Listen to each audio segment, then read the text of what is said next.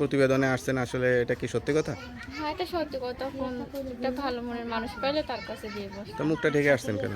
তখন যে আমার পাশে থাকবে, যে ভালোবাসবে, আমি তারই মুখটা দেখাই। আপনি কাউকে ভালোবেসেছিলেন নাকি? না, কোনো প্রেম ভালোবাসা কিছু হয় নাই? না, সংসারে কাজকর্ম রান্নাবান্না সব কিছু পারেন না, খালি পার্লারে কাজে শিখছেন? না, আমি সব কাজই জানি। সব কাজে জানেন?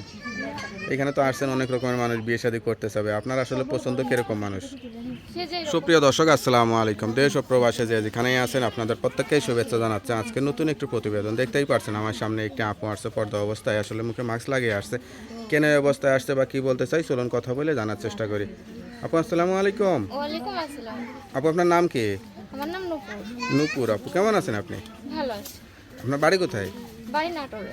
নাটোর। পরিবারে কে কে আছে? পরিবারে মা আছে, ছোট একটা ভাই আছে। মা, ছোট ভাই। আপনি কি করেন? আমি পার্লারে কাজ করি। বয়স কত আপনার? 18। 18। লেখাপড়া করছিলেন? লেখাপড়া অল্প করছিলাম। আচ্ছা আচ্ছা। তো এই বয়সে পার্লারে কাজ কেন করতে হয়, নাকি কাজ শিখতেছেন তাই? না, আমি পুরোপুরি পার্লারে কাজ জানি। আচ্ছা, তো প্রতিবেদনে কেন আসছেন? একটা জীবন সাথীর জন্য। বিয়ে তো শাদী? কাজ করলে হইব না, একটা যে মনের মানুষের লাগে, তার জন্য আসছি। তো আপনার মতো এরকম সুন্দরী মেয়ে আবার পার্লারে কাজ করেন, তো বিয়ে শাদীতে এমনি পরিবার থেকে বা বাড়িতেই আসার কথা, এখন প্রতিবেদনে আসছেন, আসলে এটা কি সত্যি কথা? হ্যাঁ, এটা সত্যি কথা। তখন একটা ভালো মনের মানুষ পাইলে তার কাছে দিয়ে বসি। তো মুখটা ঢেকে আসছেন কেন? তখন যে আমার পাশে থাকবে, যে ভালোবাসবে, আমি তারই মুখটা দেখাই। আপনি কাউকে ভালোবেসেছিলেন নাকি? না, কোনো প্রেম ভালোবাসা কিছু হয় নাই? না, সংসারে কাজকর্ম রান্নাবান্না সব কিছু পারেন না, খালি পার্লারে কাজে শিখছেন? না, আমি সব কাজই জানি। সব কাজে জানেন? এখানে তো আসছেন অনেক রকমের মানুষ, বিয়ে শাদী করতে চাবে, আপনার আসলে পছন্দ কিরকম মানুষ? সে যে এরকমই হোক না কেন, সে তো সুখে দুঃখে আমার পাশে থাকে, ভালোবাসে, একটা জীবন সাথী চাই আমি। এই যে এত বড় হয়েছেন, মানে সবচেয়ে কষ্ট লাগে কোন বিষয়টা নিজের কাছে এখন?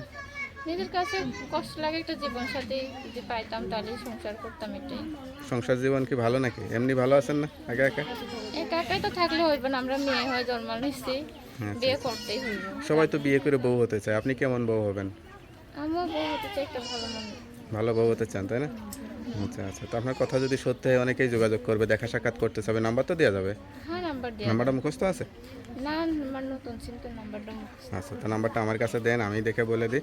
হ্যালো ভিউয়ার, শুনতে পেলেন এক অসহায় গরিব ঘরের মেয়ে, আসলে কষ্টের জীবন, না হলে আসলে কোনো মেয়ে বিয়ের জন্য প্রতিবেদনে আসতে চায় না, আসলে আসছে। কেউ যদি সত্যিকার অর্থে বিয়ে শাদী করতে চান যোগাযোগ করে এই নাম্বারে যোগাযোগ করতে পারবেন। তার নাম্বারটি হচ্ছে 017 385 04660।